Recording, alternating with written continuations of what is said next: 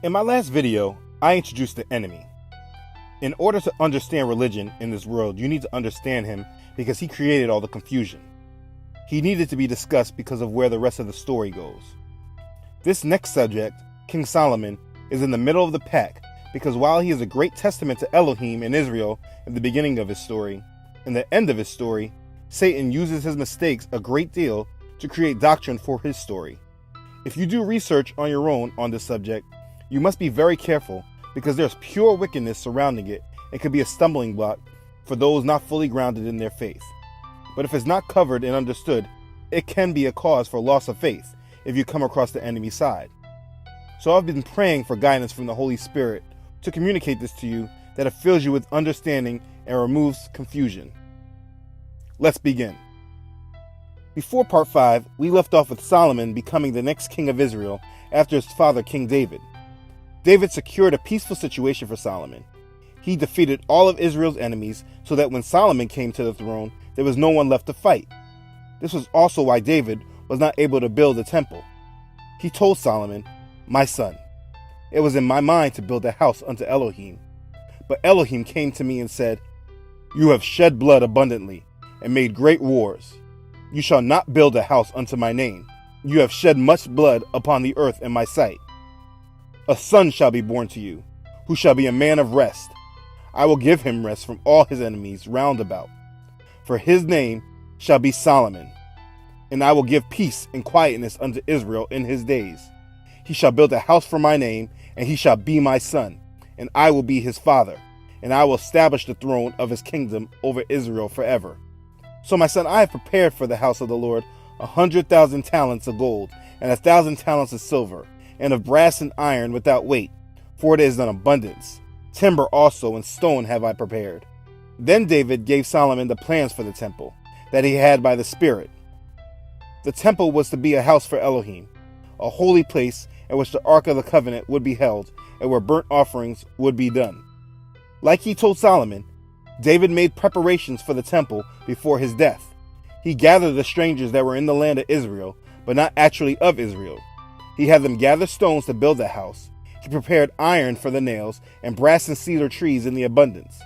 David took care of much of the preparations, being wise in knowing that Solomon was young and inexperienced, and the house that was to be built for Elohim must be exceedingly magnificent, of fame and of glory throughout all countries. So he did much of the beginning groundwork. David was a good king. His reign over Israel was for a total of 40 years. From this, Solomon's kingdom was firmly established. So Solomon was now king. Elohim appeared to Solomon in a dream by night. Elohim asked Solomon, "What shall I give you?" Solomon told Elohim, "You've shown great mercy to your servant, my father David, because he walked before you in truth, and in righteousness, and in uprightness of heart with you. You have continued this great kindness for him, and you have given him a son to sit on his throne, as it is this day. Now, Elohim, you have made your servant king instead of my father David, but I am a little child. I do not know how to go out or come in, and your servant is in the midst of your people whom you have chosen, a great people, too numerous to be numbered or counted. Therefore, give to your servant an understanding heart to judge your people, that I may discern between good and evil. For who is able to judge this great people of yours?" This pleased Elohim. He told Solomon, "Because you have asked this thing, and have not asked long life for yourself, nor have asked riches for yourself, nor have asked for the life of your enemies, but have asked for yourself understanding to discern justice, behold, I have done according to your words. See, I have given you a wise and understanding heart, so that there has not been anyone like you before, nor shall any like you arise after you. And I have also given you what you have not asked for, both riches and honor, so that there shall not be anyone like you among the kings all your days. So if you walk in my ways to keep my statutes and my commandments, as your father David walked, then I will lengthen your days." So Solomon became the wisest king on earth.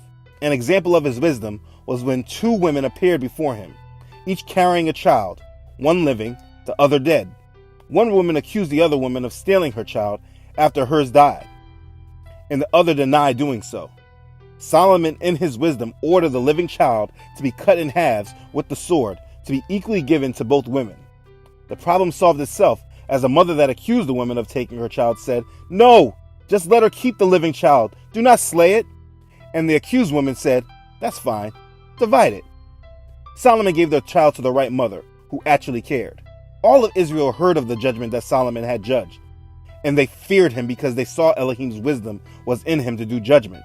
Solomon reigned over all of Israel. In the 4th year of his reign as king, he began the work of building the temple as a house for Elohim. Chapters 5, 6, and 7 of 1 Kings describes this in detail. Solomon selected over 150,000 men to do work for the building of the temple. He sent word to Hiram, king of Tyre. He said, "As you have dealt with David, my father, and sent him cedars to build himself a house to dwell in, so deal with me. Behold, I'm building a temple for Elohim to dedicate it to him. And the temple which I build will be great, for Elohim is greater than all gods. Therefore, send me at once a man skillful to work in gold and silver, and bronze and iron, and purple and crimson and blue, who has skill to engrave with the skillful men who are with me in Judah and Jerusalem, who David, my father, provided." Huram answered back in writing, saying, "Because Elohim loves his people, he has made you king over them. Blessed be Elohim, who made heaven and earth, for he has given King David a wise son, endowed with prudence and understanding, who will build a temple for Elohim and a royal house for himself. And now I have sent a skillful man endowed with understanding, Hiram, my master craftsman, the son of a woman of the daughters of Dan, and his father was a man of Tyre. Skilled to work in gold and silver, bronze and iron, stone and wood, purple and blue, fine linen and crimson, and to make any engraving and to accomplish any plan which may be given to him, with your skillful men and with the skillful men of David your father." The man he sent was Hiram Abith. He was a master mason, and his story is a central core and inspiration for Freemasonry. I will get into it later in the video. But the building of the temple was massive. You can read about how glorious it was in 2 Chronicles chapter 3. At the end of construction, Solomon assembled the leaders of Israel and all the heads of the tribes in Jerusalem, and they brought the Ark of the Covenant from the city of David to the temple. The Levites brought up the Ark and all the holy furnishings. Then all the congregation of Israel who were there did their sacrifices of sheep and oxen and a great multitude. The priests brought the Ark of the Covenant to its place in the inner sanctuary of the temple to the most holy place. When Solomon finished praying, fire came down from heaven and consumed the burnt offering and sacrifices, and the glory of Elohim filled the temple. When all the children of Israel saw how the fire came down and saw the glory of Elohim in the temple, they bowed their faces to the ground on the pavement and worshipped and praised Elohim, all saying, "For he is good, and his mercy endures forever." It took 20 years, but Solomon finished the house of Elohim and successfully accomplished all that came into his heart. This was a remarkable accomplishment, and just reading this, you can feel the Holy Spirit leaping for joy in your heart. It's truly remarkable. You can read it for yourself in 2 Chronicles chapters 5 through 8. So Solomon is now older, and from this temple he built an astonishment for the rest of the world. Solomon surpassed all the kings of the earth in riches and wisdom. All the kings of the earth sought the presence of Solomon to hear his wisdom, which Elohim had put in his heart. Remember, Elohim promised this. Solomon made silver as common in Jerusalem as stones. He had a massive amount of gold items. He was truly a splendor. So it was at this time of his splendor where he made his mistakes. His biggest mistake was he loved women. Any man listening to this should learn from Solomon. He loved many foreign women, one of them including the daughter of the Pharaoh of Egypt.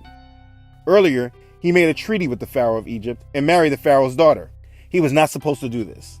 He didn't need a treaty. Elohim was to be Israel's protection. He would fight for them.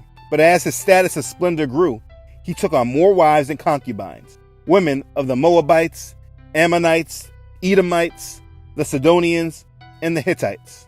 He took wives from these nations of whom Elohim had said to the children of Israel, "You shall not go into them, and neither shall they come into you. For surely they will turn your heart after their gods." But Solomon's flesh was weak.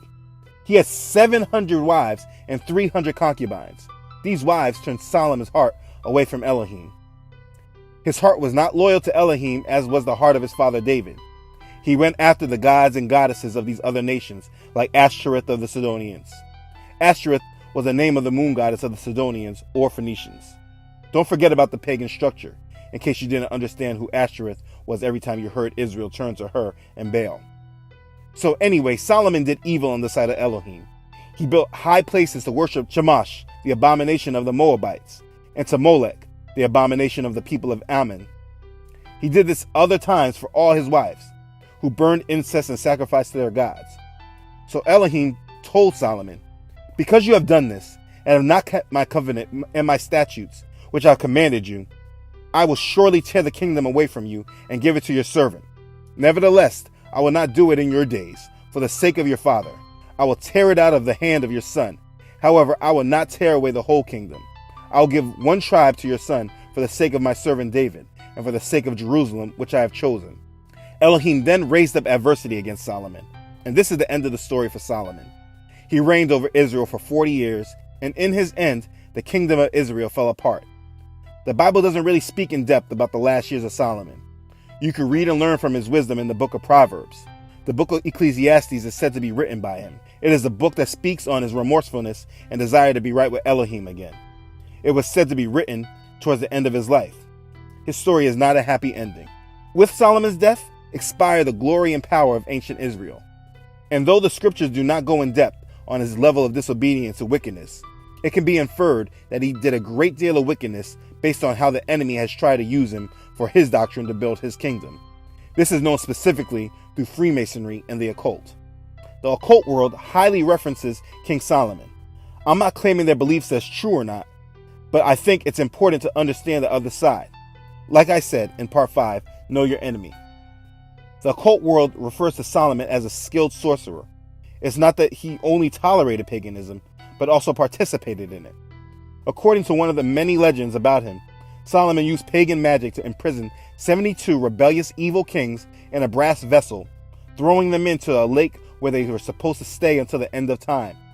The legend also says that in an attempt to find great treasure, the Babylonians rescued the vessel and broke it open, allowing the demons to escape. These demons became known as the 72 spirits of Solomon. Among the Eastern nations is again esteemed as a great magician who had great power over the spirit world. It was said he gained this power from Satan, who gave him a ring of power with a symbol on the ring. This symbol is known as the Seal of Solomon, also known as the Star of David.